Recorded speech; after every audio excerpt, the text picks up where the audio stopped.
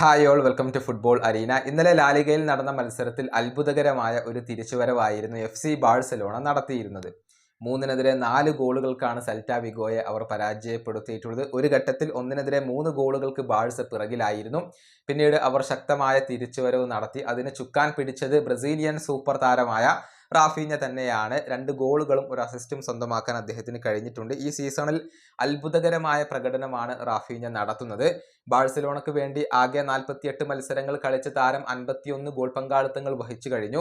30 ഗോളുകളും 21 അസിസ്റ്റുകളുമാണ് അദ്ദേഹം സ്വന്തമാക്കിയിട്ടുള്ളത്. ക്ലബിനും രാജ്യത്തിനും വേണ്ടി ആകെ 60 ഗോൾ പങ്കാളിത്തങ്ങൾ അദ്ദേഹം വഹിച്ചു കഴിഞ്ഞിട്ടുണ്ട് എന്ന് പറയുമ്പോൾ 35 ഗോളുകളും 25 അസിസ്റ്റുകളും സ്വന്തമാക്കാൻ അദ്ദേഹത്തിന് കഴിഞ്ഞിട്ടുണ്ട്. ഇതിന് പുറമെ FC ബാഴ്സലോണയ്ക്ക് വേണ്ടി ആകെ കരിയറിൽ 50 ഗോളുകൾ പൂർത്തിയാക്കാൻ റാഫീഞ്ഞയ്ക്ക് കഴിഞ്ഞിട്ടുണ്ട്.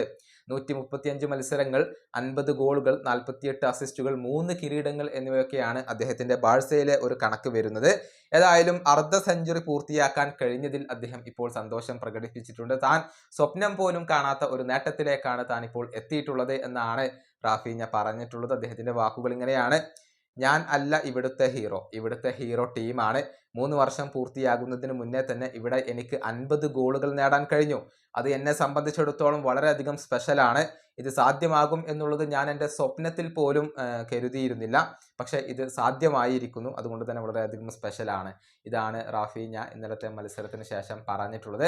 ഏതായാലും ഇത്തവണത്തെ ബാലൻഡിയോർ പുരസ്കാര സാധ്യത ഏറ്റവും കൂടുതൽ കൽപ്പിക്കപ്പെടുന്ന താരം അത് റാഫീഞ്ഞയാണ്. യുവേഫ ചാമ്പ്യൻസ് ലീഗ് കിരീടവും അതുപോലെ തന്നെ ലാലിഗയും ഒക്കെ നേടാൻ FC ബാഴ്സലോണയ്ക്ക് സാധിച്ചാൽ അത് ഏറ്റവും കൂടുതൽ ഗുണം ചെയ്യുക റാഫീഞ്ഞയ്ക്ക് തന്നെയായിരിക്കും. ഈ വീഡിയോ അവസാനിപ്പിക്കുന്നു. അടുത്തൊരു വീഡിയോയുമായി വീണ്ടും കാണാം.